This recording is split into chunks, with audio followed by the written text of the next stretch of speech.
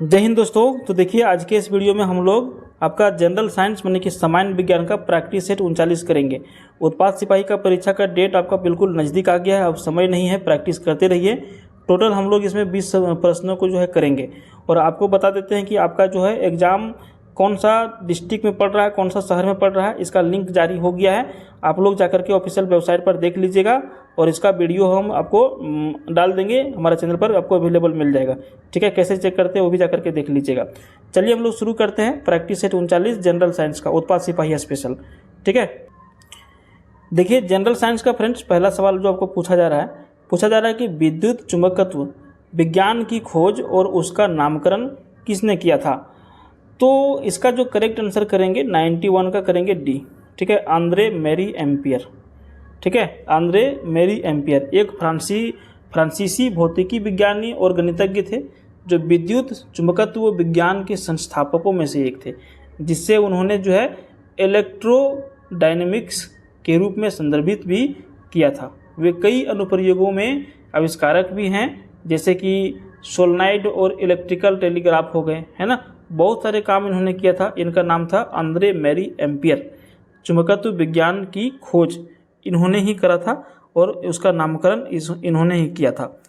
उसके बाद 92 नंबर सवाल आपका है कि स्फिग्नोमैनोमीटर दिए गए विकल्पों में से किसमें रक्त दाब को मापता है। 92 का आंसर करिएगा धमनियों में।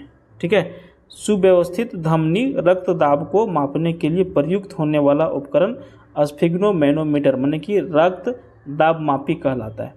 ये उपकरण जो है संपीड़ित बल्ब की नली यानी कि ट्यूब द्वारा जुड़े फूलने वाले रबड़ कर्फ और कांच की नली का बना हुआ होता है, और कांच की नली में मरकरी, कूलम और अंतर्दृष्टि होता है। समझे।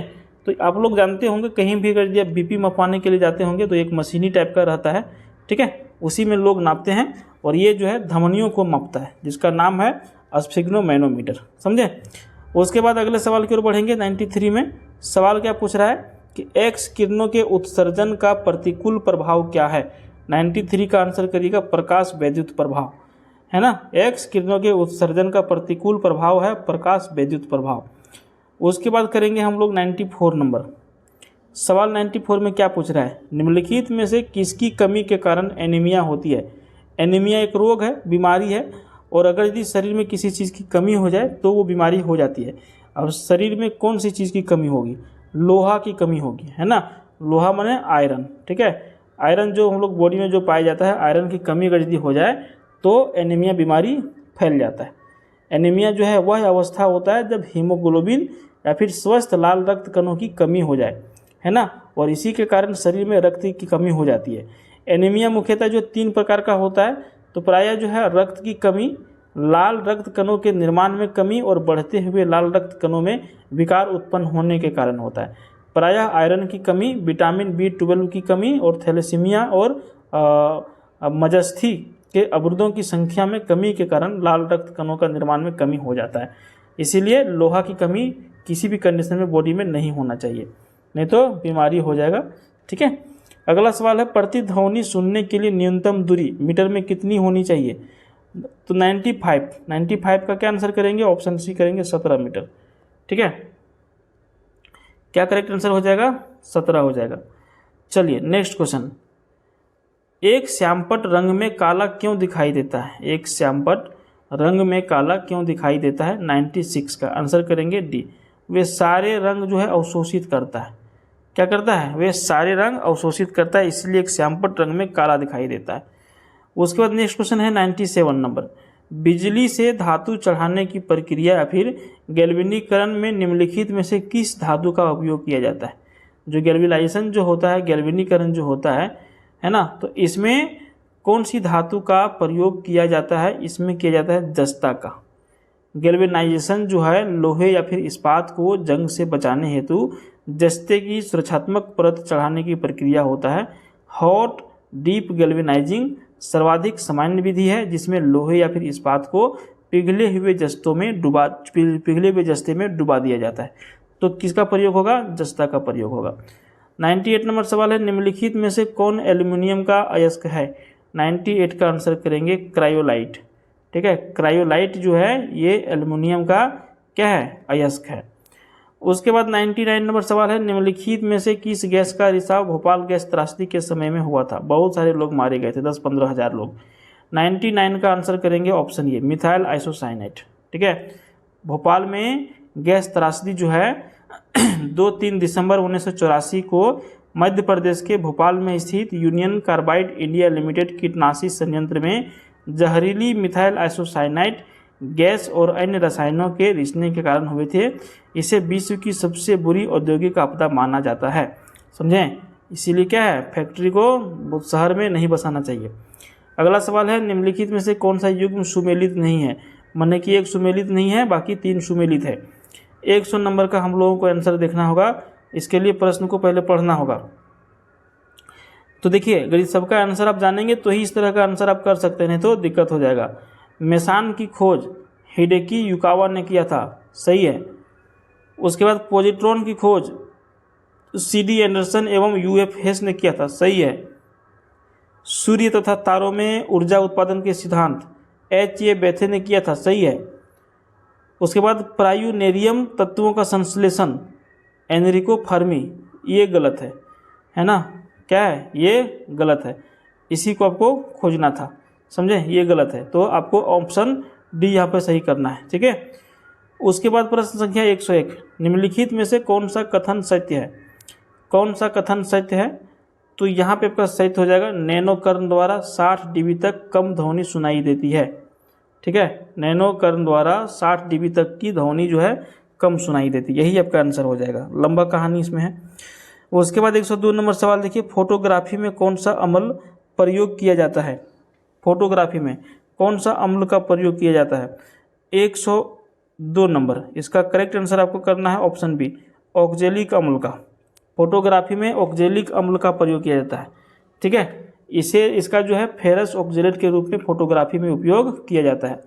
अगला सवाल है 103 नंबर, कच्ची चीनी को रंग विहीन करने हेतु जिस चारकोल का प्रयोग किया जाता है उसको क्या कहा जाता है? कौन सा चारकोल रहता है? तो 103 नंबर का क्या आंसर करेंगे आप लोग? 103 नंबर का करेंगे ऑप्शन सी, ठीक है, एनिमल चारकोल। चीनी शुगर जो है एक क्रिस्टलीय पदार्थ होता है। चीनी मुख्यतः गन्ना एवं चुकंदर से बनाया जाता है। इसमें मुख्यतः सुक्रोज, लैक्टोज, फ्रक्टोज ये सारे उपस्थित होते हैं, समझे। चीनी बनाने की प्रक्रिया के अंतर्गत में गन्ने के रस से सल्फर डाइऑक्साइड, फॉस्फोरिक एसिड आदि मिला करके रिफाइन किया जाता है। इसके रंग को साफ करने के लिए जानवरों की हड्डियों से बने कोयले का प्रयोग किया जाता है। अब हम लोग क्या करते हैं, चीनी को मज़े से खाते हैं। इसमें क्या मिला जाता है? जानवर की हड्डियाँ साफ करने में इसका प्रयोग किया जाता है, ठीक है। एनिमल चारकोल जिसको कहा जाता है, ध्यान रखिएगा। 104 नंबर सवाल देखिए, एक शुष्क सेल में निम्नलिखित में से किनका इलेक्ट्रोलाइट्स की तरह इस्तेमाल होता है? 104 नंबर का आंसर करेंगे ऑप्शन ए, अमोनियम क्लोराइड एवं जिंक क्लोराइड। एक शुष्क सेल में अमोनियम क्लोराइड एवं जिंक क्लोराइड का इलेक्ट्रोलाइट्स की तरह में इस्तेमाल होता है। नेक्स्ट क्वेश्चन है 105 नंबर, काष्ठ, अस्थि और शंख के पुरातत्वीय नमूनों का काल निर्धारण करने के लिए निम्नलिखित में से कौन सा अपनाया जाता है? 105 नंबर का आंसर करिएगा कार्बन 14। कार्बन की 3 समस्थानिक होते हैं, है ना। जीवाश्म के आयु निर्धारण में किया जाता है, इसे कार्बन डेटिंग भी कहा जाता है। उसके बाद अगले सवाल की ओर बढ़ेंगे। 106 नंबर, निम्नलिखित में से कौन सा पोटेशियम अल्पता से संबंध है? 106 नंबर का करेंगे आंसर भी, निम्न रक्तचाप। पोटेशियम की कमी के कारण निम्न रक्तचाप, मानसिक सतर्कता का अभाव, पेशियों की थकावट, कब्ज, सर्दी, जुकाम आदि बीमारियां हो जाती है। उसके बाद आपका देखिए अगला सवाल है 107 नंबर, पायरिला किस फसल का कीट है? 107 नंबर आंसर करेंगे गन्ना का। पायरिला जो है पोरपुसिला एक पंख वाला कीट है जो गन्ने की खेत को नुकसान पहुंचाता है। यह कीट पौधों की पत्तियों के रस को चूसता है और गन्ने में मौजूद दानेदार चीनी की मात्रा को कम कर देता है। इसके कारण पत्तियों का रंग पीला हो जाता है, ठीक है। तो इसका नाम क्या है? पायरिला। उसके बाद अगला सवाल है 108 नंबर, एक कृत्रिम उपग्रह में विद्युत ऊर्जा का स्रोत क्या होता है? 108 नंबर का आंसर करिए ऑप्शन ए, सौर सेलें। कृत्रिम उपग्रह मानव निर्मित ऐसे उपग्रह हैं जो पृथ्वी की निश्चित कक्षा में परिक्रमा करते हैं अपने संतुलन को बनाए रखने के लिए ये उपग्रह अपने अक्ष पर घूमते रहते हैं। उपग्रह में विद्युत शक्ति का प्राथमिक स्रोत और सेल होता है। यह सौर ऊर्जा को प्रकाश विद्युत तकनीक द्वारा विद्युत शक्ति में बदल देते हैं। ठीक है, तो कृत्रिम उपग्रह विद्युत ऊर्जा का स्रोत क्या होता है? सौर सेल होता है। 109 नंबर है, निम्नलिखित में से कौन सही नहीं है? अब इसके लिए हम लोगों को सब पढ़ना पड़ेगा। चलिए देखते हैं। विकास का सिद्धांत चार्ल्स डार्विन द्वारा प्रतिपादित किया गया था, बिल्कुल सही है। दूसरा पॉइंट है, किसी परमाणु के नाभिक का टूटना संलयन कहलाता है, गलत है। किसी परमाणु के नाभिक का टूटना विखंडन कहलाता है। यहाँ पे संलयन दिया हुआ है, ना कि संलयन। ठीक है, तो इसका आंसर क्या करेंगे? ऑप्शन बी करेंगे। यही आपका कथन सत्य नहीं है, गलत है। उसके बाद अगला सवाल आपका है 110 नंबर। हमारे शरीर में अम्लीयता और क्षारकता के बीच जो तत्व संतुलन बनाए रखता है उसको क्या कहा जाता है? 110 नंबर है ना। अम्ल और क्षार के बीच में जो संतुलन बनाता है हमारा बॉडी में, उसको क्या कहा जाता है? उसको कहा जाता है फास्फोरस। ठीक है, फास्फोरस जो है एक आवश्यक तत्व होता है जो फॉस्फेट के रूप में मनुष्यों और पशुओं की अस्थि निर्माण में सहायक होती है। स्वास्थ्य रक्षा के लिए आवश्यक है कि शरीर में फास्फोरस का संतुलन स्थिर रहे। फास्फोरस हमारे शरीर में अम्लीयता और क्षारकता के बीच में संतुलन को बनाए रखने में मदद करता है। 20 सवाल कंप्लीट हो गया। अगला पार्ट देखने के लिए चैनल को सब्सक्राइब करिएगा। धन्यवाद।